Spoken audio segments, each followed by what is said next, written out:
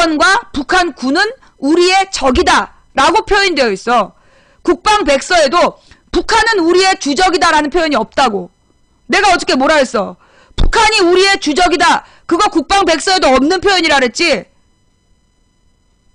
북한이 우리의 주적이다라는 표현이 없어요. 그 주적이라는 표현이 과거의 독재정부가 썼던 표현이야. 그래서 그 표현이 2004년까지 유지되다가 노무현 정부 때 사라지는 표현이라고. 왜냐? 북한은 1972년 7.4남북 공동선언이 발표되던 시점부터 통일의 파트너다. 통일 위협을 완수해야 되는 파트너이기 때문에 주적이라는 표현이 적절치 않다. 그래서 북한이 무력 도발을 계속한다면 북한군과 북한 정권은 우리의 적이다라는 표현을 했지만 북한이 주적이다 그렇게 표현하는 거 아니에요. 그러니까 나더러 과거의 지식을 갖고 잘난 척한다는 둥 아는 척한다는 둥 그러면서 주적 표현이 있다고? 북한은 우리의 주적이라는 표현 국방백서에 없습니다. 어저께 다시 한번 확인한 거예요. 뭔 말인지 알았지? 예. 그런데 이걸 중앙일보에서는 2014년에 주적 개념을 유지하기로 했다라고 보도를 했어. 근데 그건 잘못된 보도야. 중앙일보가 2014년에 주적 개념을 유지하기로 했다라고 잘못된 보도를 한 거야. 주적이라는 표현 국방백서에 없어요. 뭔 말인지 알아? 이 주적이라는 표현이 없다고. 그게 왜 그러냐? 북한은 물론 북한군이 우리를 무력으로 도발하고 우리를 공격하면 우리의 적이 맞아요. 북한군이. 예. 2014년 국방백서에는 북한의 주적 표현과 관련 위협이 지속되는 한 그 수행 주체인 북한 정권과 북한군은 우리의 적이라고 표현되어 있다. 그런데 북한이 우리의 주적이다. 그렇게는 표현되어 있지 않다고. 그래서 북한 주민은 우리의 적이 아니야. 그리고 북한 정권도 무조건 우리의 적이 아니라고. 무력 도발을 위협을 계속하는 한 그랬을 때 북한 정권이 우리의 적이라는 표현이야. 뭔 말인지 알아요? 그 대한민국 국군이 휴전 주체가 아니다. 그거 내가 맨날 얘기하는 거잖아. 뭐하남 내가 맨날 얘기하는 게 그거잖아. 한국전쟁의 휴전 주체가 대한민국 국군과 북한군이 맺은 게 아니에요. 한국 군대하고 북한 군대에서 휴전협정을 맺은 게 아니야. 휴전협정이 그 당시에 그 북한하고 우리 연합군이야. 미국과 영국 이렇게 서방 국가들이 표현된 연합국이 휴전협정을 했고, 그런데 그 연합국 대표로 주한미군 사령부에서 휴전협정을 맺은 거야. 그래서 주한미군과 미군과 북한이 휴전협정 중인 거지. 그러니까 우리는 북한을 주적이라고 표현하는 게 좀 문제가 있는 거야. 실제로 지금 한반도는 휴전 중인데 이 전쟁은 우리의 전쟁이 아니라 미국과 북한의 전쟁이라고. 자, 그런데 이 미국과 북한의 전쟁에서 우리는 죄 없이 이득도 없이 우리는 지금 피해를 보고 있는 거야. 그래서 우리 정부에서 김대중 노무현 10년 동안 주장한 내용이 뭐야? 이 전쟁을 끝내야 된다. 그래서 휴전협정을 종전협정으로 바꾸고 전쟁을 끝낸다는 거야. 전쟁을 끝내고 평화협정을 맺어야 된다. 평화협정을 맺어서 더 이상 북한이 우리를 도발하지 않게 하고, 그리고 한 국가 이체제로 만들어서 북한과 남한을 하나의 코리아로 만들어야 된다. 그럼 한 국가 이체제가 뭐냐면 노태우 때 이미 약속한 북한하고 합의한 내용이 뭐냐? 우리는 한민족 공동체 통일 방안, 그리고 북한은 고려 연방제. 근데 고려 연방제하고 우리 남한의 한민족 공동체 통일 방안하고 두 가지가 다르지 않다. 그러니 한 국가 이체제라는 그 통일 방안에 남북이 서로 합의하자. 그게 2007년 14선언의 내용이야. 그래서 지금처럼 만약에 북한 정권이 무너지면 한미연합군이 상륙해서 차지한다. 그게 지금 상태에서는 안 돼요. 그러나 만약에 우리가 한국과 이체제가 된다면 북한과 우리가 하나의 원 코리아가 되면 그때는 북한에 문제가 생기면 우리가 가서 북한을 접수할 수 있어. 그래서 한국과 두 체제 통일 방안은 이거는 노무현이나 김대중이 약속한 게 아니라 노태우 때 얘기가 나온 거야.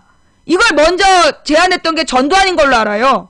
박정희, 전두환, 노태우 이 군부 새 정권이 내린 결론이 한국과 이체제 통일론이야. 근데 이걸 갖다가 빨갱이라고 막 그거 전두환, 노태우가 동의한 거라니까? 어? 노태우 때 완성된 게 한민족 공동체 통일 방안이야. 그거 알아 몰라? 존나 모르면서 꼭 그렇게 잘난 척이야. 좌우지간 그래서 이제 어저께 뭐 그 주적 개념에 대해서 확인해보자. 확인했어요. 자, 그러면 오늘 이야기로 아까 내가 뭐 얘기하다가 그 주적 얘기가 나왔지? 자유민주주의. 자유민주주의에 대해서도 얘기를 합시다. 옛날에 내가 2010년까지 애들 고등학생들 2009년까지 내가 이제 그 고등학생들 가회를 할 때 그때는 국민윤리 교과서에 자유민주주의의 개념 설명이 뭐라고 되어 있었냐면 지금은 어떻게 되는지 모르겠어. 2009년까지 교과서에는 뭐라고 되어 있냐? 자유민주주의란 잘 들어. 자유민주주의란 정치적 자유를 보장하고 경제 민주화를 추진하는 체제, 추구하는 체제라고 되어 있었어요. 뭐라고요? 자유민주주의에 대해서 그 당시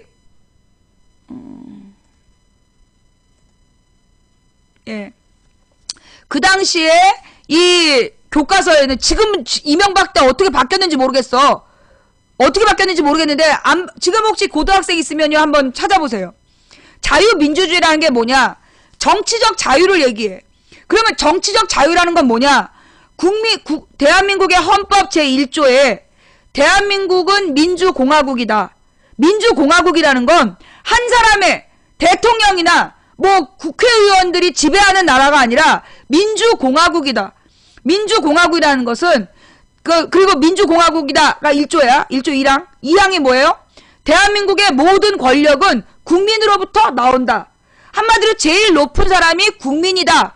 그게 우리 헌법에 나오는 거야. 그게 헌법적 가치야. 대한민국은 민주공화국이다. 박근혜 왕국이 아니라 박정희 왕국이 아니라 대통령이 왕인 나라가 아니라 대한민국은 민주공화국이다.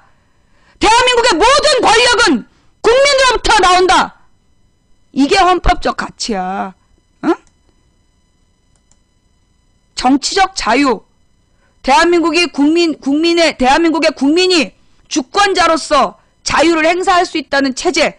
그게 대한민국이야. 알아? 알아? 국민이 주인인 나라가 대한민국이에요. 자, 그러면 대통령이나 국회의원은 그럼 뭐란 말이냐? 국민이 정당하고 공정한 절차를 거쳐서 권력을 위임하는 거야. 맡겨둔 거라고. 임시로 맡겨둔 권력. 그게 대통령과 국회의원이야. 그러면 여기서 중요한 표현이 뭐예요? 공정한 절차를 거쳐. 공정한 선거를 통해 대한민국의 국민이 대통령이나 국회의원에게 권력을 위임하는 거. 그게 국회의원과 대통령의 지위예요. 그러면 여기서 문제가 생겨. 뭔데? 공정한 절차. 지금 박근혜는 선거 과정에서 명백히 선거법을 위반했어요. 명백히 선거법을 위반했어. 2012년 12월 16일 온 국민이 지켜보는 대통령 후보 토론회에서 되게 당당하게 뭐라고 얘기했냐면 국정원 여직원이 댓글을 달지 않았다고 나왔지만 그러면서 문재인 후보가 뭐라 그랬어요? 그 무슨 성폭력 범죄자들이나 하는 미행을 하고 감금을 하고 그런 짓을 한 거에 대해서 왜 사과를 안 하느냐? 이거는 허위 사실을 유포하면서 후보를 비방한 행동이야. 그러면 선거법에서요. 허위 사실을 유포하면서 대중적으로 후보를 비방하잖아. 그거 선거법 위반이야. 그리고 허위 사실을 유포하면서 후보를 비방한 경우는 징역형에 처해져. 징역 8개월. 그러면 징역 8개월형에 처해지면 대통령 자격 박탈이야. 뭔 말인지 알아? 그래서 박근혜는요, 본인 스스로 선거법을 위반한 거예요. 박근혜가 그 당시에 그 발언을 하기 전에 어떤 뉴스 보도에서도 국정원 여직원이 댓글을 달은 증거가 없다라는 보도가 나온 게 없어. 그렇기 때문에 박근혜 대통령 선거는 공정한 절차를 거쳤다고 할 수가 없는 거야. 그리고 지금 그 국정원장 원세훈이 대통령 선거 과정에 개입했다. 그래서 선거법 위반 유죄 판결을 받았어. 그래서 법정 구속이 됐어. 그러니까 박근혜 선거 과정은 이명박 정부와 박근혜 정부를 관통했던 원세훈이라는 국정원장이 불법적인 선거운동을 했다. 그게 이미 확인이 된 사안이야. 그러니 지금 박근혜의 권력은 공정하고 정당한 절차를 밟았다라고 할 수가 없는 권력이에요. 그래서 정치적 명분이 없다는 거야. 그러면 헌법적 가치를 부정하는 세력은 누구냐? 박근혜야. 헌법적 가치를 부정하는 세력은 지금 박근혜 정부라고. 정신적으로 문제를 일으킨 사람을 관리도 안 하고, 그래서 미 대사를 공격할 동안 아무런 행정적 조치를 취하지 않은 무능한 박근혜 정부. 선거 과정도 공정하지도 정당하지도 않았던 박근혜 정부. 지금 헌법적 가치를 부정하고 한미 동맹을 위협하는 것은 무능한 박근혜 정부라는 거. 그리고 본인 스스로 선거법을 위반했던 박근혜 대통령이라는 거. 그 사실은 변하지 않습니다. 정말로 헌법적 가치를 부정하는 세력을 단죄하고 싶으면 박근혜 대통령한테 먼저 물어봐. 박근혜 대통령부터 수사해. 그래, 그 당시 국정원의 댓글 범죄는 박근혜가 일으킨 게 아니지 않느냐? 맞아. 그 부분은 이명박을 잡아넣어야지. 이명박을. 왜 공직선거 위반을 한 이명박에 대해서 아무런 조치를 취하지 않아? 헌법적 가치를 부정한 세력은 이명박과 박근혜야. 어디서 지금 이런 미친 사람의 개인적인 돌발 행동을 갖다가 온 국민을 공포로 몰아넣는.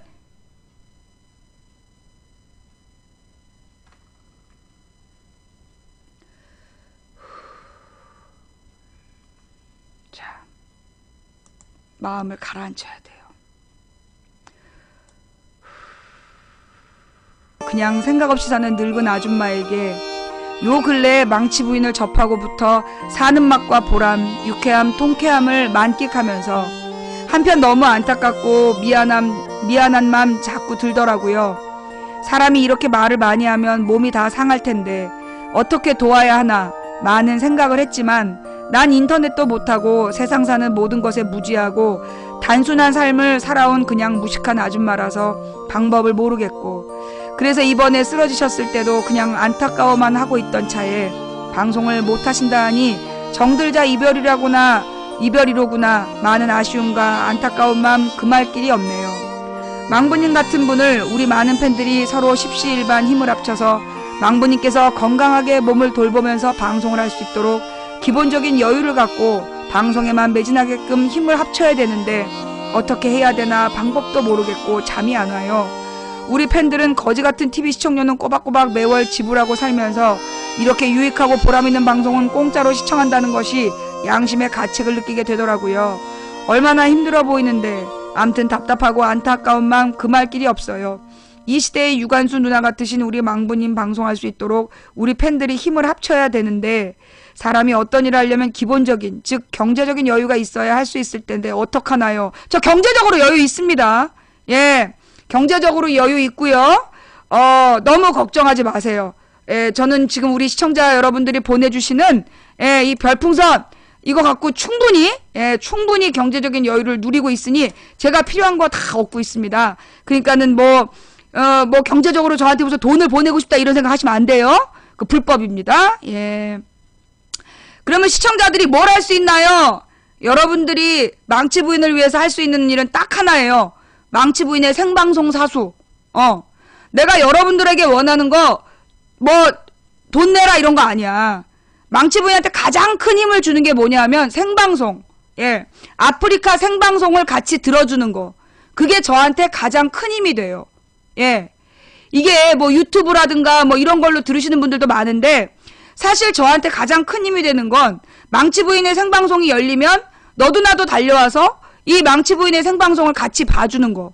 그것이 모든 사람들에게도 아 망치 부인 방송이 이렇게 많은 사람들이 와서 보고 있구나. 그러니까 망치 부인을 함부로 건드리지 못하게 하는 힘.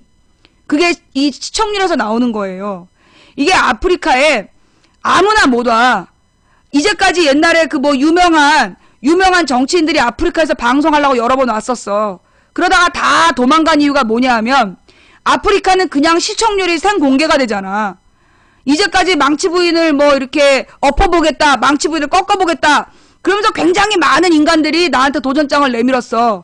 그런데 전부 다 무너진 이유가 뭐냐 하면 시청률 때문이야. 망치 부인의 방송을 생방송으로 시청하는 사람들, 그 사람들이 꼬박꼬박 모여주기 때문에 그 사람들과 자기네들이 비교가 되기 때문에 차마 여기에 들어올 수가 없는 거예요.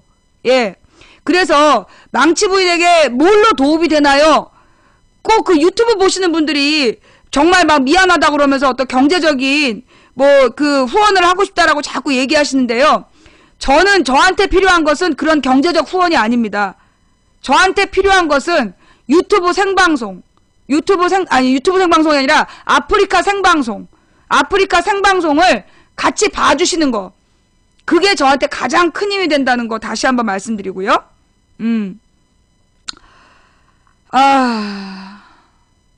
운동 부족을 절실하게 느끼세요. 운동으로 체온 1도만 올려도 많은 병이 퇴치된다고 합니다. 자가 면역 치유 향상 때문에. 경선 씨보다 한 살 많고 건강을 위해 정치 외면하고 농촌 체험, 재래시장 탐방, 생활체육 현장 등 돌아다니는 방송 추천해요. 뉴스란 막장 드라마보다 몇 배 많은 스트레스, 부정부패, 범죄 등 자극적인 나쁜 내용만 보도하니 피해야 돼요. 님 건강을 위해서. 나도 그러고 싶어요. 예, 나도 그러고 싶은데 그래서 진짜 제가 운동을 열심히 하고 있어요. 예, 운동을 매일매일 열심히 하고 있고 정말 그 몸에 열이 날 만큼, 예, 그 막 땀을 뻘뻘 흘리는 운동은 아닌데 몸이 뜨거워질 만큼의 운동을 하고 있어요. 거의 하루에 요즘에 1시간 반씩. 내가 이번에 지난주에 그 병원에 응급실 실려갔다 오면서 중풍 걸릴까봐 중풍 걸려나 싶어서 갔다 온 다음에 그때부터 지금 되게 신경 많이 쓰고 있어요. 오늘도 완전히 잠깐만요. 죄송합니다. 유발의 소풍님. 너무나 감사해서 리액션으로 벙어리. 예. 제가 응급실 갔다 온 다음에 하는 게 뭐냐면 지금 계속 채식을 해요.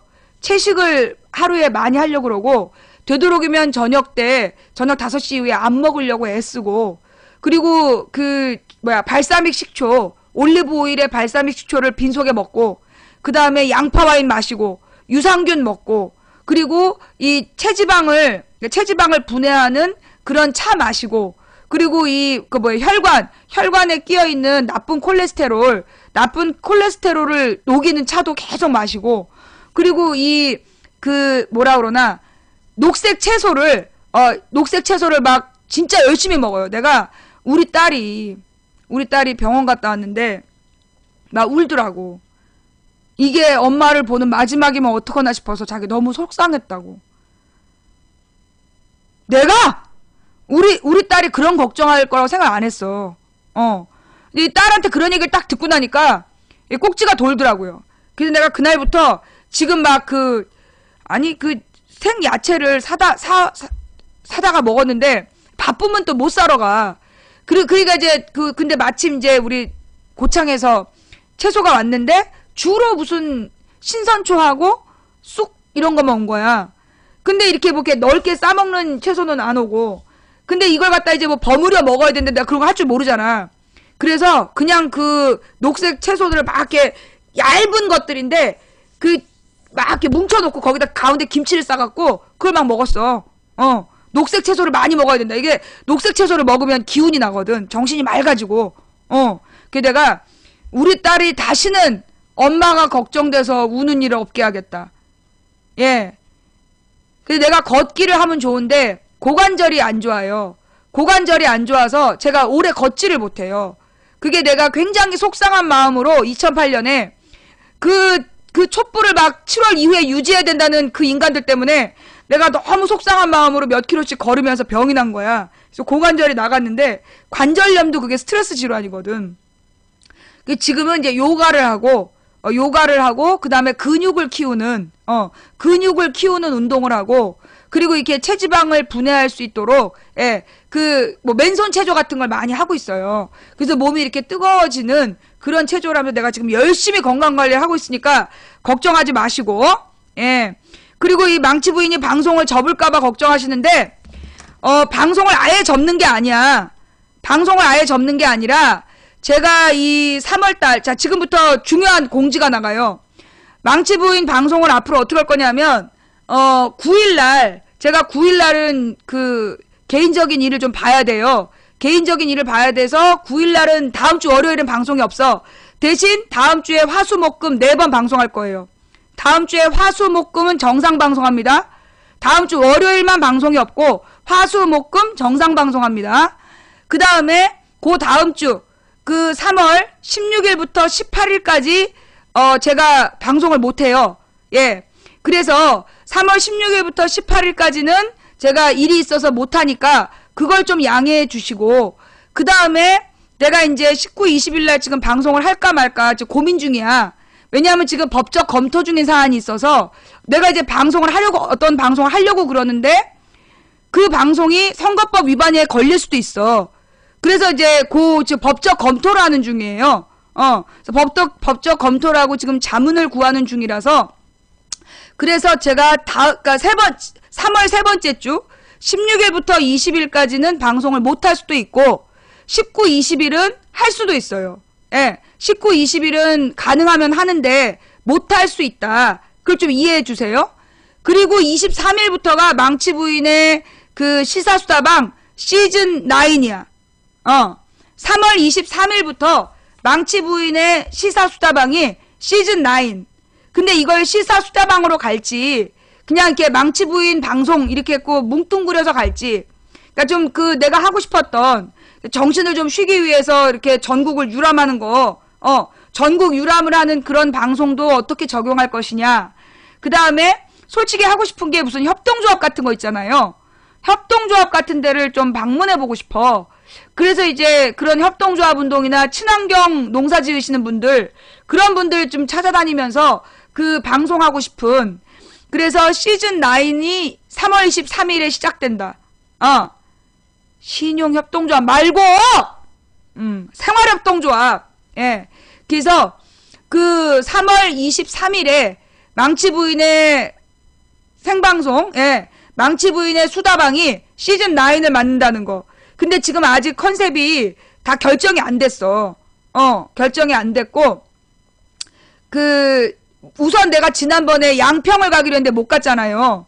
그래서 양평 분들이 다시 한번 저를 초청해 주시면, 그 양평 장날, 그게 뭐 8일이라며, 양평 장날이 8일날이 장날이라고 들은 것 같은데, 혹시 3월 28일에 양평에서 또 그런 모임을 한다면, 그땐 내가 진짜 길거리 수다방을 양평으로 가고, 예.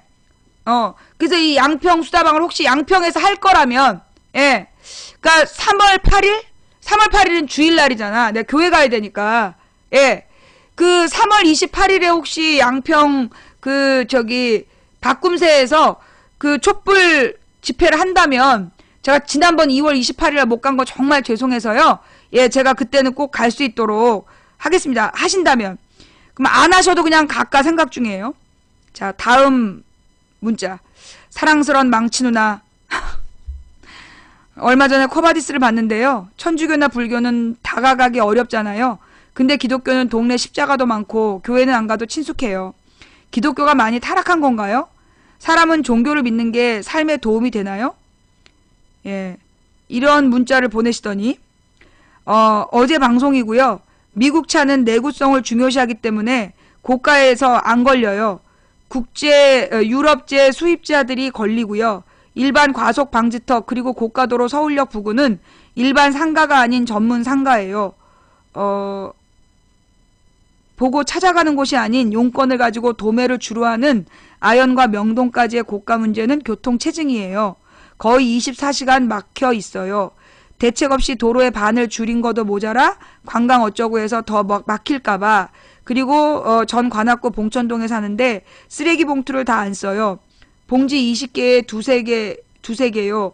음식물 봉투는 100m 안에 한두 개요. 우리 동네는 좋은 동네라서 그런가 보다 해요. 무슨 얘기지? 쓰레기 봉투를 다 안 써요? 일반 봉지도 다수 거래돼요. 그러면 안 되는 건데? 예. 봉천동은 쓰레기 봉투를 안 써요? 그러면 안 돼. 쓰레기 봉투가 꼭 필요해요. 예. 3월 8일에는 제가 못 가고, 예, 3월 8일에는 제가 안 되고요. 그날은 주일날이기 때문에 제가 못 움직이고, 3월 28일쯤 한번 생각해 보겠다는 얘기고, 그 다음에 이제 나도 고가도로 관광은 반대야. 고가도로 공원은 나도 그건 좋은 생각은 아니라고 생각해요. 예. 고가도로를 없애는 거에 대해서는, 그러니까 고가도로 위에 공원을 만들겠다는 거, 그게 나는 별로 그렇게 좋은 것 같지가 않다.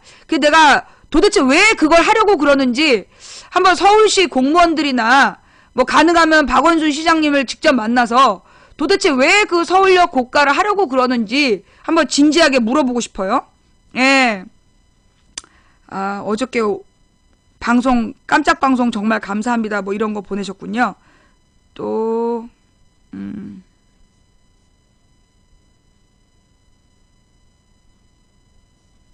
예. 자, 주제국이 뭐냐. 여러분, 미국 대사를 뭐라고 불러요? 주한 미 대사, 그러잖아. 주한 미국 대사라고 그러잖아. 그게 무슨 얘기냐면, 주한 할 때, 주한 미군 들어봤지? 주한 미군. 그거랑 똑같은 거야. 주제국이라는 게 뭐냐면, 그 나라에 머문다는 거야. 주한 미 대사. 그럴 때, 주재한다는 게 무슨 얘기냐면, 주재원. 그런 얘기가 있어요. 주재원. 그러니까, 기자나, 어떤 사업에, 회사에 무슨 국가별 지점, 이런 데 파견되어 있는 사람들 주재원이라 그러잖아. 파견되어 있는, 그걸 주재라고 그러거든. 주재원, 또는, 하여튼 주재원이라는 말을 써요. 그러니까는 어떤 외교관이 어떤 나라에 파견되어 있으면 파견된 나라가 주재국이야. 그러니까 미국 대사가 한국의 그러니까 한국이란 나라에 주재국으로 와 있는 거야. 한국을 주재국으로 해서 미국이 대사를 파견하는 거. 그게 그러니까 외교관이 머무는 나라, 그게 주재국이야. 그러니까 무슨 얘기인지 알겠죠? 그러니까 주한 미대사 할 때 주한이 한국이 주재국인 그런 뜻이에요. 예. 자, 제가요, 그래서 3월 달에는 방송이 좀 파행 운영이 된다 그랬는데, 3월 23일에 시즌 9을 시작할 거다. 예. 3월 23일에 시즌 9을 시작할 거고요. 그리고 제가 지금 건강을 위해서 아주 독이 올랐어. 그리고 나는 어느 때 이렇게 막 에너지가 넘치냐 하면 전쟁이다 싶을 때, 싸움이 시작되면 아픔을 잊어. 이게 싸움이 시작됐다 싶으면 고통을 잊고 이 투지가 나의 에너지가 되는 사람이야. 이번에 박근혜 정부에서 완전히 국정원과 검찰공화국을 만든 다음에 지금 이 온 국민을 대상으로 해서 협박질하고 있는 거 아니야? 그래서 내가 그 협박을 받으면서 나의 모든 나태함? 내지는 절망? 이런 게 싹 사라졌어. 나의 투지를 불태웠어. 에너지를 준 거야. 그래서 나는 박근혜 정부가 고마워. 나는 이명박 정부 때도 참 고마웠는데, 박근혜 정부가 너무 고마워. 이렇게 할아버지, 75세 할아버지를 국정원장으로 앉혀놓고, 그러면서 지금 우리 민주주의자들에게 도전장을 내민 거 아니야? 그래서, 내가 아주 투지를 불태우고 있어.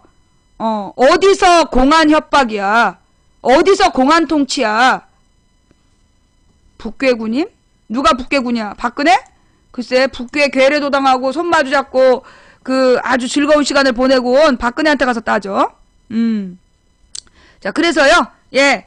그 망치부인 건강 너무 걱정하지 마세요. 예, 망치부인 건강 너무 걱정하지 마시고, 다만 시즌 9에서는 방송 시간이 변경될 수 있어요.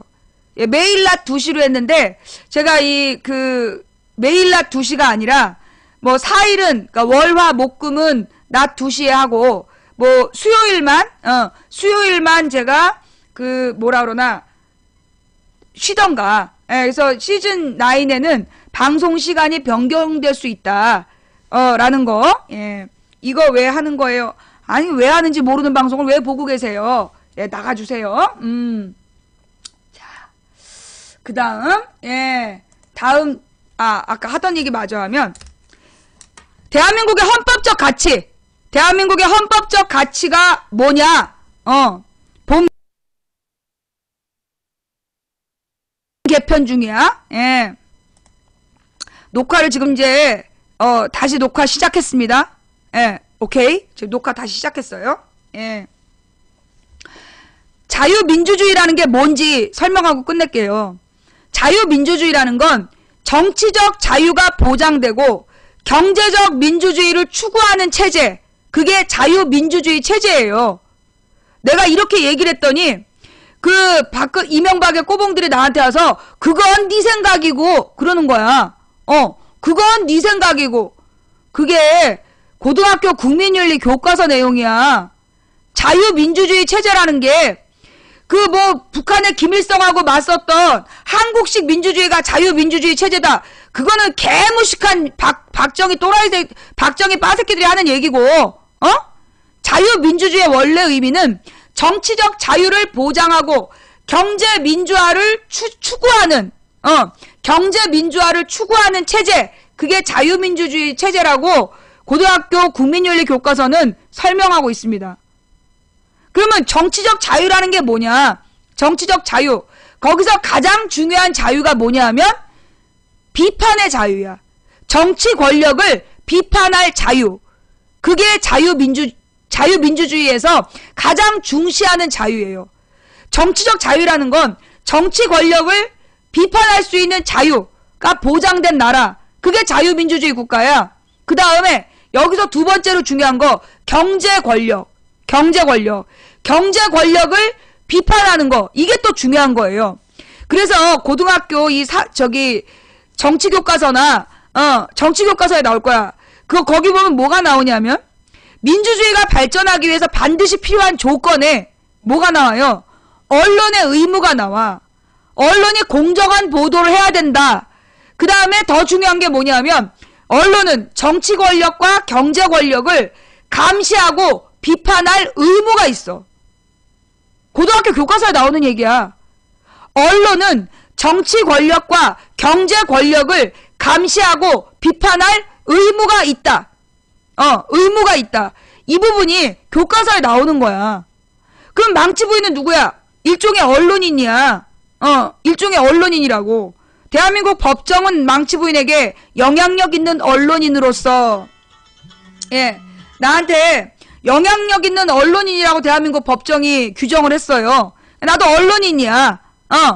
그러면 이 언론인으로서 나는 정치 권력과 경제 권력을 감시하고 비판할 의무가 있어. 내가 비판을 안 하면 안 된다고. 감시하고 비판할 의무가 있는 사람이야. 그러니까 왜 정치 비판질이냐, 이 무식한 새끼야. 너 뭐 북한에서 왔어?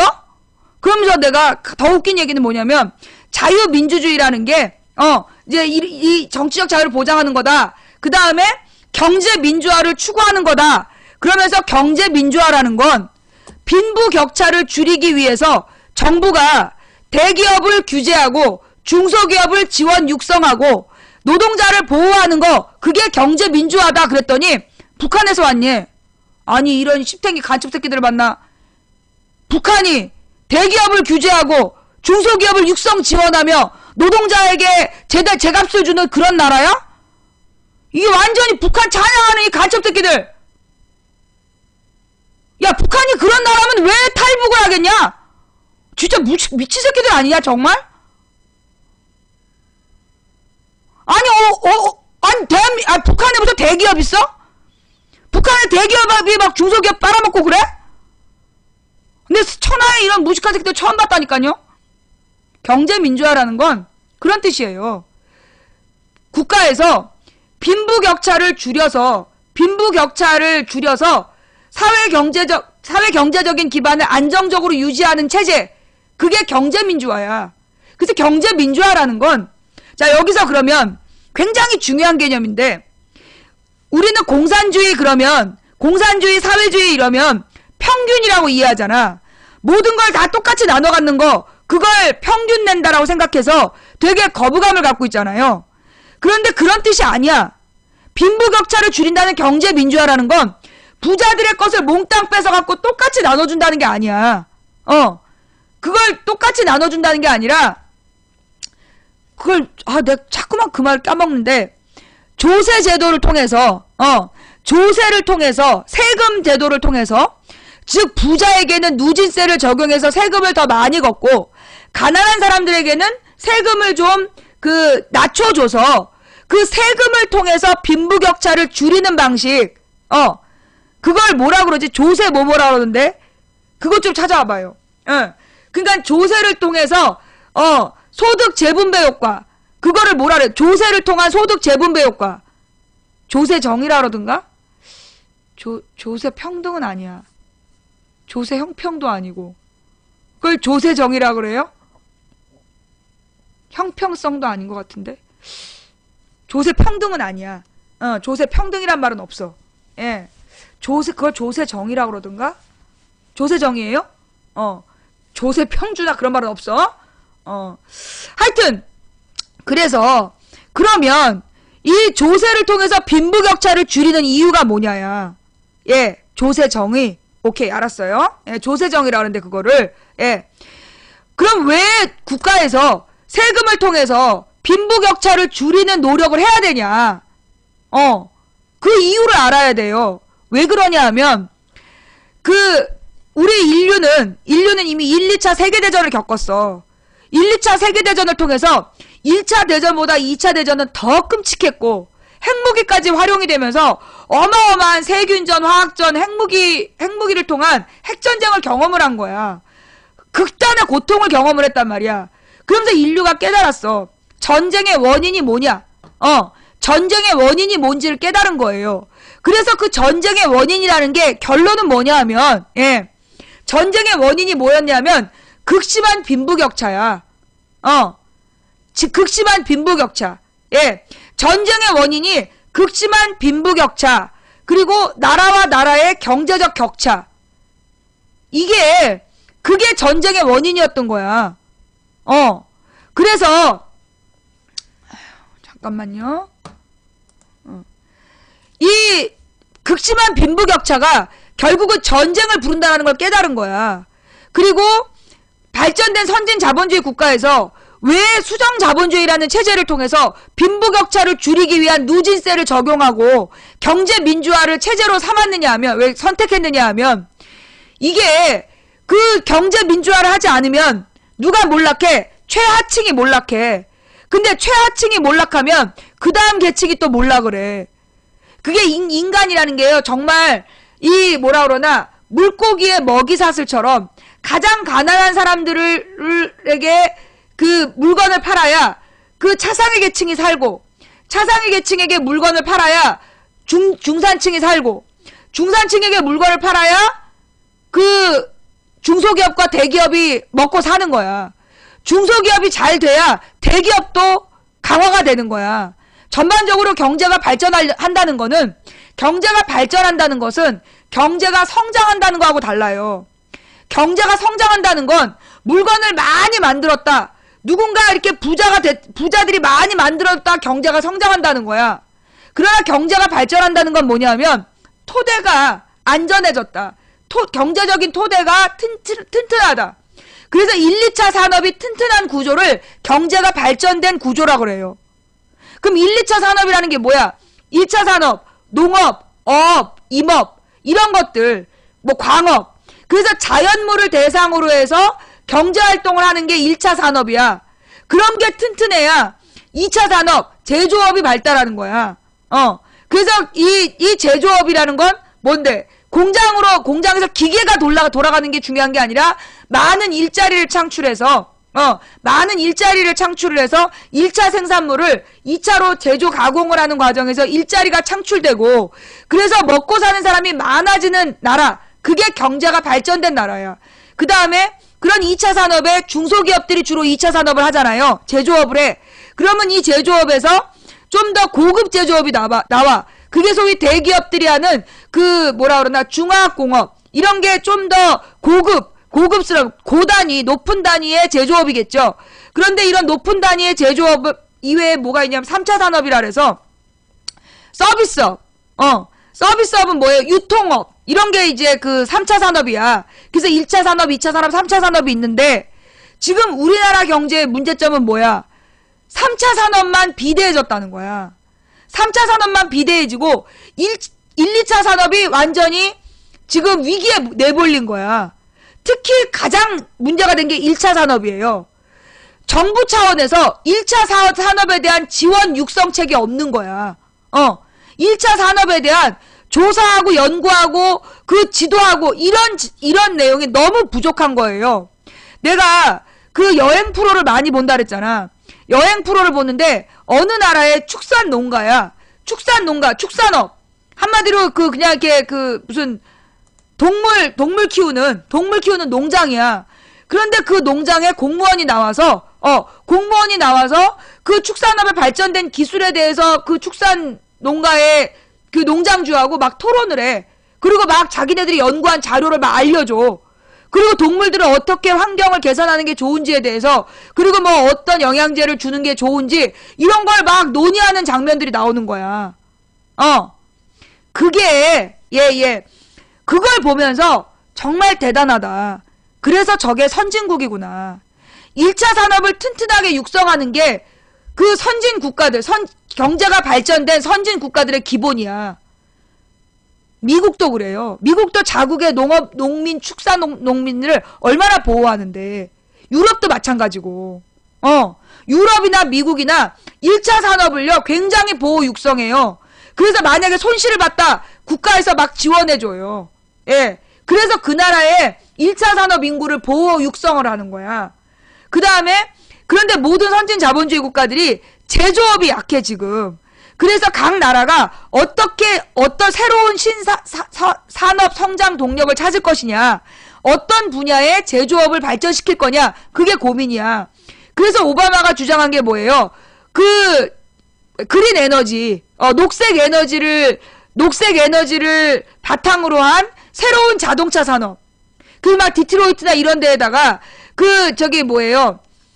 태양열 자동차, 전기 자동차 이런 것들을 만드는 공장을 만드는 걸 막 유치하고 그러잖아. 그게 제조업을 육성하는 그런 모습이야. 그런데 우리나라는 그런 게 너무 약한 거예요. 우리나라에선 오로지 누구의 발전, 누구의 부를 위해서 정부가 움직여. 정부의 모든 기관이 대기업의 부를 위해서 움직여. 그래서 나라 경제가 지금 계속 침체되는 거야.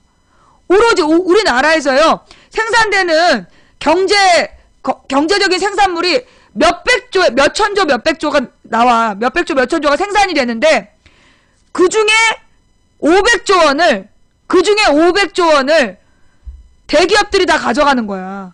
경제적 이익을 대기업이 다 가져가 버리는 거야.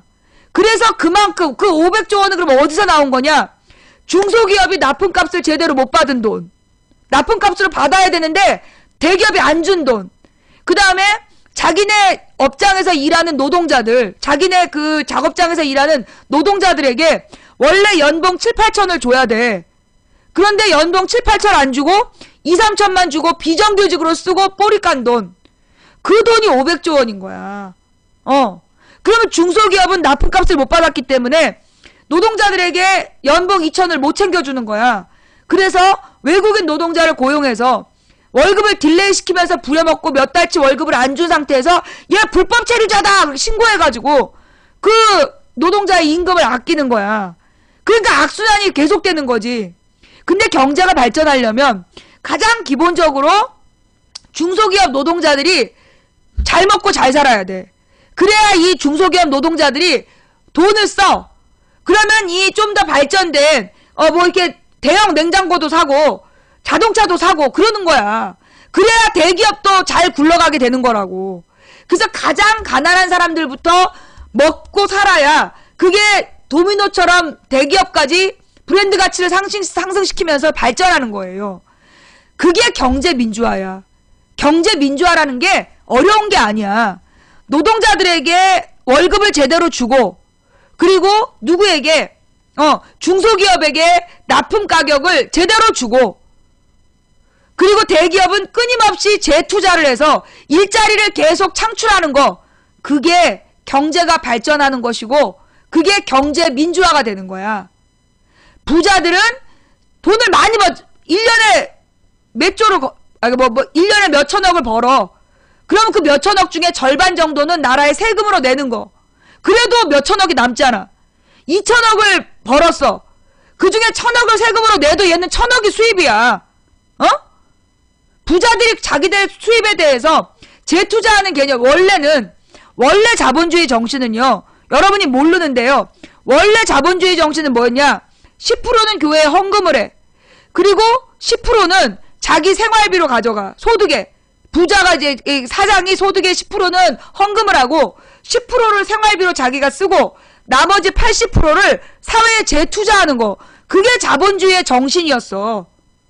그러니까는 2천억을 벌었으면 그 중에 200억은 뭐 헌금을 하고 200억은 자기의 생활비로 쓰고 1600억을 사회에 재환원해야 되는 거야.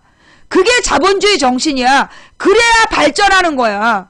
그렇게 인류의 자본주의는 발전해 왔어. 그런데 그게 지금 누구에 의해서? 그 1990년대에 아이고 어떡하면 좋아? 이놈 시기 때문에 잠깐만요. 1990년대에 누구 때문에? BJ 손녀님 미안합니다. 적당히 하세요. 이놈 때문에 강퇴당하셨어요. 이 신자유주의 때문에, 이 신자유주의라는 게 누구들의 체제냐? 전 세계 글로벌 기업 체제야. 전 세계를 글로벌 기업이 지배하는 거야. 각 나라에서 자국의 산업을 보호하는 그런 모든 보호무역 장치들을 파괴하고, 모든 자국의 산업을 육성 보호하려는 그 장치들을 파괴하고, 그리고 이 글로벌 대기업들이 무한 이익을 추구할 수 있도록 안전망을 다 풀어버리는 거. 그게 신자유주의야. 그래서 박근혜도 계속 규제 완화를 외치는 게, 그 규제라는 게 뭐냐 하면 뭘 위한 규제야? 대기업이 중소기업을 뜯어먹지 못하게 하는 그 규제야. 그런데 그걸 지금 박근혜가 다 없앤다는 거 아니야. 그게 그 신자유주의야. 그래서 이 신자유주의 글로벌 업체들이 전 세계를 지금 착취하고 있는 거야. 그로 인해서 전 세계 서민들이 지금 경제적으로 계속 파산하고 있는 거예요. 그러니까 이 서민들이 파산을 하면 결국 이 글로벌 기업들이 물건을 만들어봤자 안 팔리는 거야. 글로벌 기업들이 물건을 만들어도 안 팔리는 거야. 우리나라에 500만원짜리 자동차들 안 팔리잖아. 500만원짜리 자동차, 500만원짜리 냉장고 잘 안 팔려. 그거 살 돈이 없는 거야. 200만원짜리 TV 잘 안 팔려. 그걸 살 사람들이 없는 거야.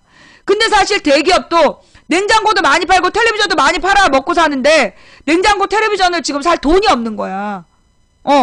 그래서 장기적 경기 침체가 2000년대 이후로 온 거예요.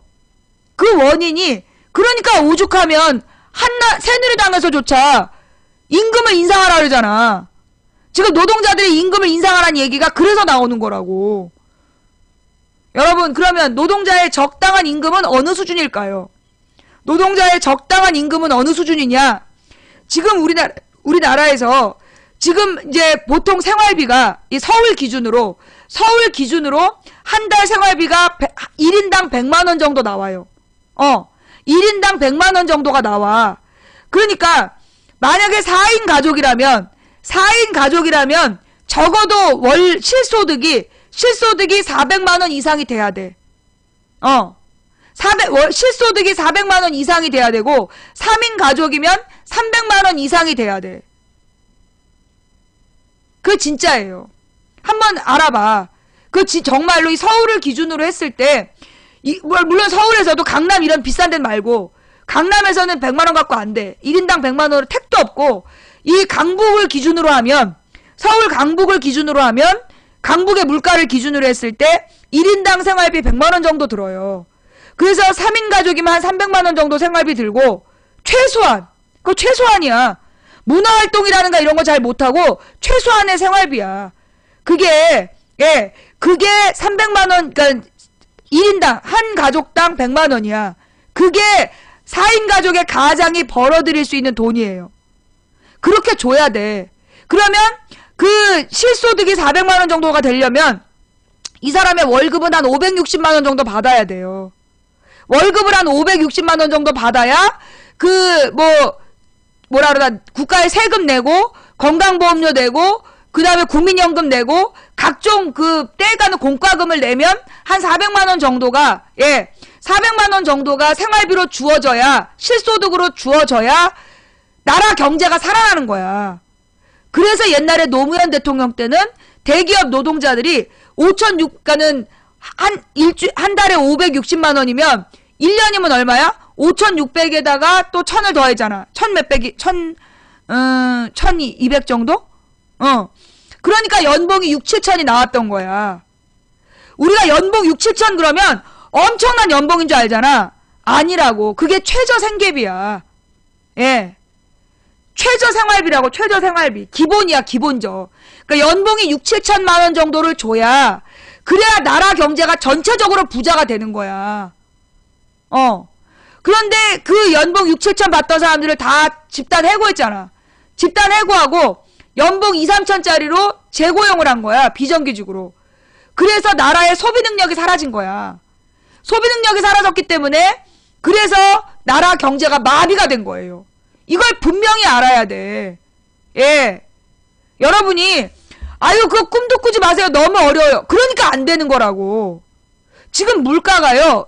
여러분 그 얘기 알죠? 서울 물가가 인근 아시아에서 제일 비싸다는 거. 스타벅스 커피값이 서울이 제일 비싸고 그 기사로 나왔어. 스타벅스 커피값이 전 세계에서 서울이 제일 비싸. 그리고 그 서울의 물가가 아시아에서 제일 비싸다고 나왔어. 우리나라 지금 현재 대한민국에 산다는 게 물가는 너무 비싸고 소득은 너무 없어. 그러면 경제가 멈춰버리는 거야. 그래서 소비가 줄었다. 지금 각 가게에서 소비를 줄이고 있다 그러는데 소비 줄이는 거 아니야. 줄인다는 건 뭡니까?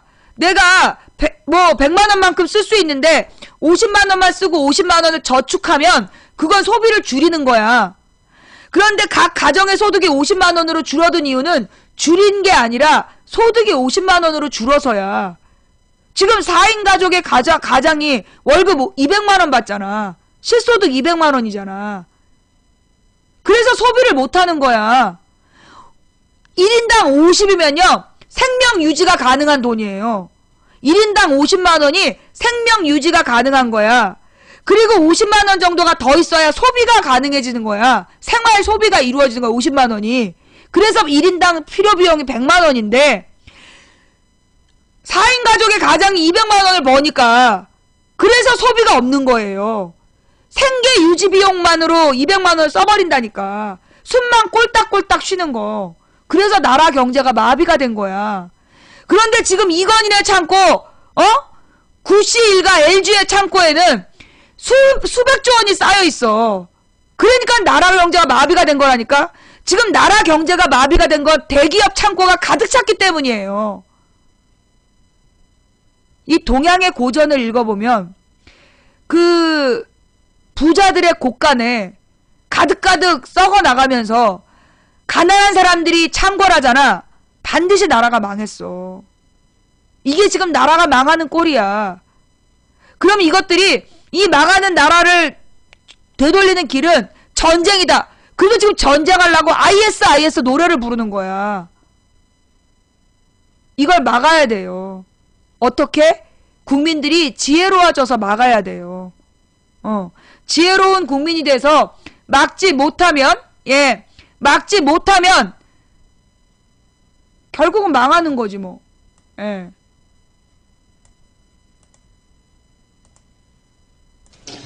예, 반갑습니다. 팩트TV 영상입니다. 오늘 행사를 준비해 주신 노무현 재단 이해찬 이사장님, 한국미래발전연구원 이정우 이사장님, 충남발전연구원 강현수 원장님, 이춘희 세종특별자치시장님, 모두 고맙습니다. 2004년 1월 29일 대전에서 노무현 대통령은 명실상부한 국가균형발전 시대를 선포했습니다. 그때부터 세종시는 국가균형발전과 지방분권을 향한 참여정부의 꿈과 의지가 담긴 상징이 되었습니다. 새누리당 정권의 행정중심 복합도시 백지화 시도 등 우여곡절이 있었지만 국가균형발전의 꿈과 의지가 끝내 세종특별자치시를 지켜냈고 만들어냈습니다. 충청도민과 우리 당이 지켜낸 세종시가 이춘희 시장님과 이해찬 의원님과 함께 나날이 발전하고 있습니다. 올 때마다 채워지고 있는 세종시를 보면서 저는 마음 한편으로 뿌듯함을 느낍니다. 국가균형발전은 결코 포기할 수 없는 가치입니다. 수도권과 지방 모두의 경쟁력을 높여서 상생과 함께 지속가능한 발전을 이룰 수 있는 가장 좋은 국가발전 전략입니다. 그런데 박근혜 정부는 국가균형발전의 철학과 가치를 헌신짝처럼 내팽겨치고 있습니다. 이명박 정부에 이어 박근혜 정부까지 계속되고 있는 수도권 규제 완화와 수도권 중심 성장 정책 때문에 그렇지 않아도 어려운 지역 경제가 더 어려워졌습니다. 수도권에서 지역으로 내려오던 기업들의 발길이 멈췄고 급기야 내려왔던 기업들이 다시 되돌아가는 일까지 벌어지고 있습니다. 수도권과 상대적으로 가까운 여기 충청부터 직격탄을 맞고 있습니다. 인구와 경제력의 수도권 집중은 세계에서 유례를 찾아볼 수 없을 정도입니다. 전국토의 10분의 1에 불과한 수도권에 인구의 절반이 삽니다. 100대 기업 본사의 95%가 수도권에 몰려 있습니다. 계층 간의 극심한 경제적 불평등과 함께 수도권과 지역 간의 심각한 불균형을 해소하는 것이야말로 더 이상 미룰 수 없는 국가적 과제입니다. 이제 우리 당이 나서겠습니다. 새정치민주연합이 무너져 내린 국가균형발전의 철학과 가치를 다시 복원하겠습니다. 그래서 노무현 대통령이 염원하셨던 전국토가 함께 활력있고 함께 살기 좋은 대한민국을 만들어 나가겠습니다. 또한 세종시를 실질적인 행정수도로 발전시키겠습니다. 최경환 부총리는 어제 임금이 올라야 내수가 산다. 최저임금을 빠른 속도로 올려야 한다는 취지로 말했습니다. 저와 우리 당이 오래전부터 주장해온 소득주도 성장과 최저임금 인상이 옳다는 것을 인정한 것입니다. 반가운 이야기입니다. 그러나 그 말이 진심이라면 최경환 부총리는 박근혜 정부의 경제정책 실패를 솔직하게 인정하고 경제정책의 기조를 소득주도 성장으로 바꿔야 합니다. 박근혜 정부가 소득주도 성장을 받아들이고 추진한다면 우리 당은 관련 입법이나 사회적 합의를 위해서 협력을 아끼지 않을 것입니다. 국가균형발전도 마찬가지입니다. 노무현 정부의 정책이었다고 해서 내팽겨져서는 안 됩니다. 지방이 살아야 지방의 내수가 살고 지방 경제가 살아납니다. 그래야 대한민국 전체 경제가 살아납니다. 오늘 참석해 주신 한 분 한 분께 감사드립니다. 지방분권, 국가균형발전 함께 지켜나갑시다. 감사합니다.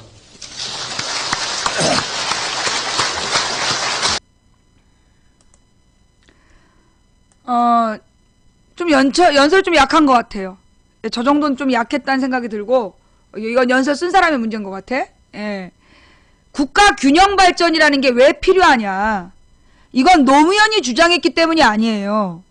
그러니까 아까 얘기했듯이 그 말단 노동자부터 먹고 살아야 나라 경제가 돌아간다 그랬잖아. 이건 이제 새누리당도 인정한 거야. 최경환이도 인정한 거야.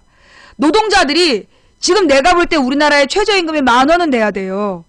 10,000원은 돼야 돼.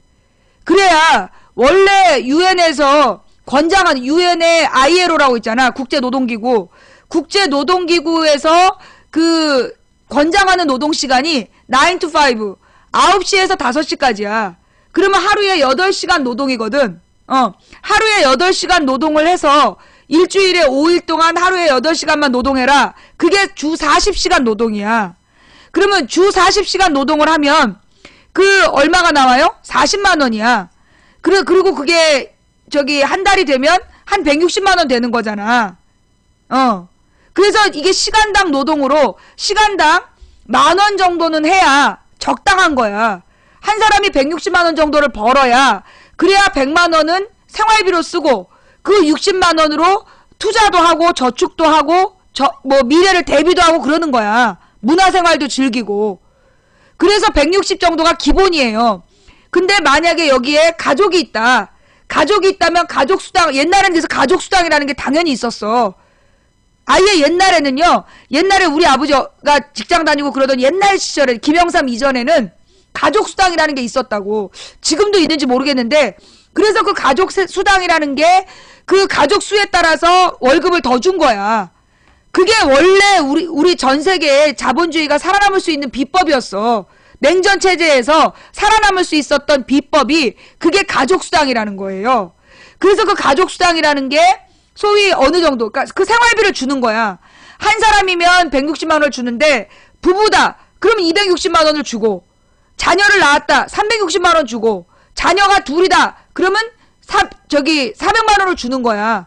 그게 이제 소위 출산율을 늘리는, 그렇게 해봐봐. 애를 낳으면 월급이 늘어나. 그러면 어떻게 될까요? 너도 나도 아이를 낳겠죠? 그죠? 그리고 4인 가족이 400만 원 정도만 생활비가 벌어도 애를 다 낳아. 4인 가족이, 그것도 물론 엄마가 일하지 않는 조건이야. 엄마가 일하지 않고 아빠가 월급을 400만 원 정도를 집으로 갖고 올 수 있다면 엄마가 아이들을 집에서 돌볼 수 있어요. 그것도 왜 필요하냐? 그게 또 왜 필요하냐 하면, 엄마가 아이를 집에서 돌보잖아. 그러면 아이들의 정서가 안정이 되는 거야. 정서적으로 아이들이 엄마들도 아빠가 벌어온 월급만으로 충분히 생활이 된다면 그 경제적인 스트레스를 덜 받잖아. 온전히 자녀들을 바라만 봐줘도 애들이, 그러니까 물론 엄마가 집에 있으면서 부업한다는 둥 아니면 친구들 만나러 싸돌아다니면 안 돼.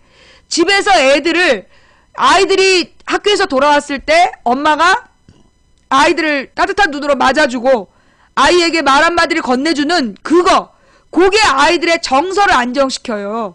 그래서 이 아이들이 정서적으로 안정이 되면 아이들의 지적인 발전도 더 유능해지고, 컴퓨터 게임을 애들이 왜 많이 하냐면 외로워서 하는 거야. 정말 컴퓨터 게임을 애들이 많이 하는 이유가 외롭고 불안하기 때문에 애들이 컴퓨터 게임 하는 거예요. 내가 해봐서 알아. 뭔가 막 쫓기는 것 같고 뭔가 되게 외롭고 심심하고 엄마 아빠는 없고, 그러니까 애들이 컴퓨터 게임에 매몰되는 거야. 그래서 요 아이들에게 엄마 아빠가 계속 대화해주고, 그리고 아버지가 적어도 6시에는 집에 돌아와서 같이 저녁을 먹어야, 가족이 같이 저녁을 먹어야 아이들의 사회성이 유지가 돼요. 그래서 저녁 때 아버지가 돌아오면 저녁 준비한 거를 같이 가족들이 6시에 저녁을 먹고, 가족들이 같이 산책도 하고 대화도 하고 놀기도 하고, 그래야 이 가정이 안정이 되는 거야. 그러면 안정된 그런 가정이 소위 아이들을 건강하게 키워내. 정신적으로 건강하게 키워내. 정신적으로 건강한 아이들이 자라는 나라가 미래가 있는 나라야. 근데 지금 대한민국은 아이들을 그렇게 키워내고 있질 못해. 아빠의 월급이 절반으로 깎였기 때문에 월급이 아빠가 200만 원이니까 엄마가 어디 가서 200만 원을 벌어와야 돼. 그러다 보니까 엄마 아빠가 너무 피곤해. 돈은 조금 받고. 그러니까 서로 싸워. 아이들에게 집이 지옥이야. 그러니까 애들이 욕지거리를 그냥 달고 사는 거야. 이걸 바꿔야 돼요. 야근도 없애야 돼요. 아이고 그게 말이 되는 얘기냐? 하루에 8시간만 일하고 어떻게 그 공장이 운영이 되냐? 그만큼 많은 사람을 고용해야지. 그러면 중소기업 사장만 죽으란 얘기냐? 그게 문제야. 그걸 왜 중소기업 사장이 죽어? 대기업에다가 임금이 그만큼 들어갔으니까 납품값을 내라. 그렇게 요구를 해야지. 대기업이 주냐고요? 안 주는 새끼는 문 닫게 해야지, 나라에서. 중소기업에게 제대로 된 납품값을 주지 않는 대기업은 문 닫게 해야지. 세금, 그걸 뭐라 그래? 탈세 혐의 쫙 조사해가지고, 그 남는 돈 몽땅 뺏어다가, 그 국고로 환수해버리면, 그런 새끼들 더 이상 그런 짓 안 해. 그게 경제 민주화를 이루는 길이에요. 어렵지 않아. 안 할 뿐이야. 왜? 그게 가능하냐고요? 이러면서 미리 포기해서. 전부 다 미리 포기하고 절망을 해가지고 그래서 안 되는 거야. 여러분은 정당하게 지금 내가 공장에서 일하는 노동자다. 공장 노동자가 이게 4인 가족이면 적어도 연봉 6,500원 받아야 정당한 월급을 받는 거야. 주 40시간 일하고 6,500 받아야 그게 정상적인 월급이라고. 그래야 나라가 요식업도 발전하고. 옛날에 노무현 때는 얼마나 음식점이 발전했는지 알아요? 음식점들이 진짜 발전했어도 노무현 대통령 때. 그때 우리나라 제일 부자였잖아. 노동자들이 월급을 많이 받으니까 그때는 전부 다 많이 썼어. 그런데 지금 음식점들 다 망했잖아. 지금 맛집이라는 게 없어. 무슨 앱으로 시키는 거 전부 다 한 군데서 만드는 거 아니야. 내가 실제로 어떤 앱에서 음식을 주문을 하려고 이제 어떤 족발을 골랐어. 그래서 그 족발집을 명함을 본 다음에, 이름을 본 다음에 114에다 그 번호를 물어봤어. 없어요. 매장이 없어.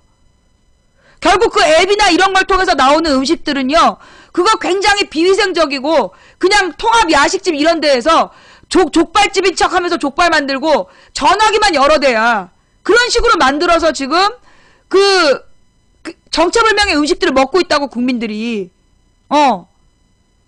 이거 지금 잘못된 거라고. 그래서 이게 노동자들이 정말 4인 가족의 가장이 연봉 6,500을 받아야 정상인 나라가 만들어지는 거예요. 경제가 정상적으로 굴러가는 거예요. 냉장고도 10년에 한 번씩 바꾸고 자동차도 뭐 5년 10년에 한 번씩 바꿀 수 있는 그런 나라가 되는 거야. 아이들도 열심히 뭐 운동도 하고, 애들이 운동하면서 운동복도 사 입고, 그리고 밖에 나가서 친구들이랑 맛있는 간식도 사 먹고, 소비가 일어나야 나라 경제가 성장할 거 아니야. 소비할 돈을 안 주니까 나라가 망하는 거지. 안 망하는 방법을 알아요. 예. 안 망하는 방법을 알면서도 안 하는 거야. 안 망하는 방법이 뭔데? 모든 비정규직을 정규직으로 고용하고 연봉을 최저임금 10,000원으로 올리면 돼. 정부는 그것만 해주면 된다고. 최저임금 10,000원으로 하고 가족수당을 지급해라. 정부에서 그렇게 권장하면 되는 거야. 그러면 경제가 살아난다니까? 다른 조건이 없어. 안 하잖아. 할 수 있는데 안 하는 거야. 돈이 없어서 뻥이에요. 우리나라 10대 기업이 지금 창고에 쌓아둔 돈이 500조 원이야. 10대 대기업이 창고에 쌓아둔 돈이 500조 원인데 10대 기업에 비정규직으로 일하는 사람들을 정규직으로 바꾸면 그 사람들에게 들어가는 비용이 얼마냐? 4조 원이래. 4조 원. 10대 기업에 소속된 노동자들을 정규직으로 만들면 비정규직을 정규직으로 만드는데 들어가는 비용이 4조 원이라는 거야. 500조 원에 4조 원이면 1%가 안 되는 거예요. 500조 원에 1%가 5조 원이잖아. 그럼 1%도 안 되는 돈만 써도 정규직이 되는 거야. 근데 안 하는 거야. 그러니까 나라 경제가 망한 거라니까. 500조 원이 창고에 쌓여 있으니 그 500조 원이 굴러가야 영세 자영업자들도 먹고 살고 중소기업의 물건들도 잘 팔리잖아. 우리 국민들이 무엇이 올바른지를 분명히 알고 강력하게 요구해야 되는데 그런 요구 자체를 못하는 등신으로 키우고 있기 때문이야. 좀비처럼. 기왕후라는 드라마가 굉장히 문제 있는 드라마야. 거기 무슨 얘기가 나오냐 하면 뭐라더라? 힘없는 백성으로 태어난 게 죄다. 그러면서 맨 마지막에 그 악역, 굉장히 나쁜 놈이 쟤는 무슨 죄냐? 이 무능한 고려에 태어난 게 죄다. 굉장히 나쁜 드라마야. 내가 볼 때 그 드라마가 방영될 때 욕을 많이 먹었더만 내가 볼 때 그 두 대사 때문에 욕먹어 마땅해. 힘없는 백성으로 태어난 게 죄? 지랄하고 자빠졌네. 죄는 지금 나라가 잘못 돌아가고 있는데 잘못 돌아간다는 거에 대해서 관심을 끄는 죄. 그건 죄야. 뭔가 잘못 돌아가고 있는데 분명히 잘못 돌아가고 있는데 잘못 돌아가고 있다는 것을 알려고 하지도 않고 고치려고 노력하지 않는 건 죄야. 그러나 그렇게 힘없는 집에, 힘없고 가난한 집에 태어나서 노예가 된 게 죄다? 그건 거짓말이야. 그건 거짓말이야. 국민 여러분, 저는 매번 방송을 끝낼 때마다 그런 얘기를 합니다. 예, 매번 방송을 끝낼 때마다 한 사람이 꾸는 꿈은 꿈일 뿐이지만 100인이 꾸고 만인이 꾸면 현실이 된다 라는 이야기를 했습니다. 지금 제가 얘기한 걸 들으면서 그건 이상이고 라고 얘기하잖아요. 그게 왜 이상이야? 다른 나라에서, OECD 다른 나라들에서 돌아가고 있는 일인데 그게 왜 우리한테만 접근할 수 없는 그림의 떡이냐고. 왜? 아무도 현실적으로 가능하다고 생각하지 않기 때문에 안 되는 거야. 레오나르도 다빈치가 비행기를 그리고 비행하고 싶다는 꿈을 꾸지 않았다면 지금 우리는 비행기가 없어요. 이카루스가 하늘을 날고 싶다는 꿈을 꾸지 않았다면 그 꿈을 레오나르도 다빈치가 설계도로 그리지 않았다면 그리고 이 라이트 형제가 그걸 직접 만들어내지 않았다면 비행기는 없어. 비행기를 보면서 생각해야 돼. 가능하다고 생각하고 가능한 세상을 만들려고 노력하다 보면 언젠간 된다. 우리는 당연한 꿈을 왜 꾸지 않느냐는 말이야. 우리는 대한민국의 주인으로서 존중받고 우리의 인권이 보장받아야 될 권리가 있어. 정부에게는 그런 우리의 인권을 보장할 의무가 있어. 그걸 안 하는 정부는 무너뜨릴 권리도 우리에게 있는 거야. 기원전에 맹자가 그랬어. 기원전 맹자도 알던 일을 자유민주주의 체제의 대한민국 국민이 모르면 되겠어? 왜 당연한 당신의 권리를 안 찾고 사냔 말이야.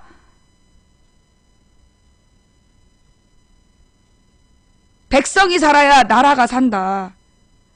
여러분이 알아야 고치고 고치려는 의지를 가져야 우리의 아이들이 우리 미래가 달라지는 거예요.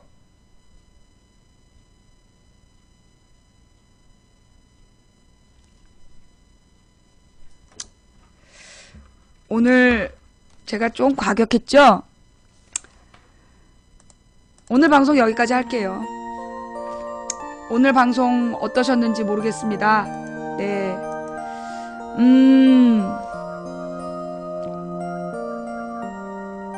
제가 원래 2시간만 방송하려고 그랬는데, 예, 한 또 40분, 연장이 됐네요. 이번 주는 방송이 되게 좀 파행적으로 운영이 됐는데요. 다음 주는 월요일 빼놓고 화수목금 정상 방송 하겠습니다. 그리고 3월 16일부터 20일까지는 방송을 안 할 가능성이 있어요. 예.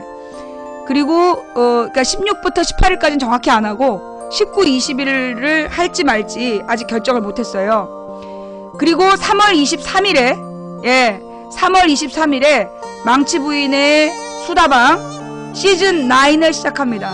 시즌 9. 네. 어떤 방송을 해 나갈지 고민해 보겠습니다. 정말 여러분들이 원하는 방송이 될지는 모르겠어요. 하지만 이 방송은 내가 하고 싶은 대로 하는 방송이에요. 예. 내가 하고 싶은 대로 하는 방송이니까, 예. 여러분이 마음에 드시면 계속해서 보시고, 마음에 안 드시면 안 보셔도 됩니다. 예. 오늘 시청해주신 여러분, 진심으로 감사드립니다. 처음부터 끝까지 시청해주신 여러분께 더욱더 감사드립니다. 그리고 오늘 초콜릿으로, 스티커로, 별풍선으로 망치 부인에게 후원해주신 여러분 모두 감사드립니다. 한 분 한 분 이름 불러서 감사 인사 못 드린 점 대단히 죄송합니다. 혼자 몰래 감사히 여기고 있습니다. 별풍선을 101개부터 벙어리를 드리는 건 너무 감사해서 벙어리를 드리는 리액션, 별풍선 1000개부터 강퇴시키는 건 더 감사해서 리액션, 별풍선 10,000개를 쏘면 블랙을 시켜버리는 건 너무나 끔찍하게 감사해서 블랙. 예. 그래서 여러분 양해해 주시기 바라고요. 웬만하면 강퇴되지 마시고, 강퇴된 방송 못 보는 거 아시죠? 예. 블랙이면 영원히 못 봐요. 예. 웬만하면, 그러면 망치 부인에게 어떻게 사랑을 표현하냐? 쪼개서 쏘면 못 본 척 해드려요. 네. 자, 그리고 오늘 2번의 10미닛을 눌렀는데 추천은 2,939개밖에 못 받았어요. 예. 아이고, 이거 뭐 3,000개도 못 받는 방송 이거 시즌 9을 할 필요가 있나? 그냥 접어? 예. 자, 망치 부인이 방송 접기를 원하지 않는다라면 지금 추천 안 하신 분들 빨리빨리 추천 눌러주시고요. 예. 오늘 이 방송 녹화해서 또 이 유튜브와 팟빵에 뿌려주시는 여비곤님, 참세상님, 그리고 풍행국님 대단히 감사드립니다. 해외에서 이 유튜브를 통해서 이 방송을 시청하신 시청자 여러분께도 감사와 안부의 말씀 드립니다. 제가 요즘에 아프다고 걱정 많이들 하시는데요. 너무 걱정 마세요. 저는요, 쟤네들이 막 공안 통치를 하려고 그러면 힘이 불끈 투지가 일어나는 사람이에요. 쟤들이 건드리면 안 되는 걸 건드렸어. 제가 이 중고등학생들에게 사회교과서를 가르치면서 이 교과서의 내용만 우리 국민이 다 알아도 대한민국이 바뀔 텐데 라고 생각을 해서 제가 사회탐구 선생님 해달라는 그 많은 요구를 뿌리치고 아프리카 방송하고 있습니다. 예. 여러분, 우리 아프리카 방송을 통해서 정말 우리 사회의 고칠 개선점들, 그리고 우리가 알아야 될 상식들 많이 공유하셨으면 좋겠고요. 그리고 우리가 꿈꾸는 상식이 통하는 아름다운 대한민국을 만들어 갑시다. 한 사람이 꾸는 꿈은 꿈일 꿈뿐이지만 100인이 꾸고 10,000인이 꾸면 현실이 된다. 원래 세상에는 길이 없었다. 그런데 많은 사람들이 다니면서 길이 되었다. 우리가 가는 길은 갈만한 길이라서 가는 것이 아니라 가야 할 길이라서 간다. 누군가 간절히 소망하면 온 우주가 그의 소망을 위해 움직이기 시작한다. 주말 따뜻하게 보내시기 바라고요. 그리고 다음 주 화요일에 여러분 찾아뵙겠습니다. 감사합니다. 지금까지 도봉구 창동사는 불량주부 망치 부인이었습니다. 오늘 함께 해주셔서 감사합니다. 오늘 방송 괜찮았어요?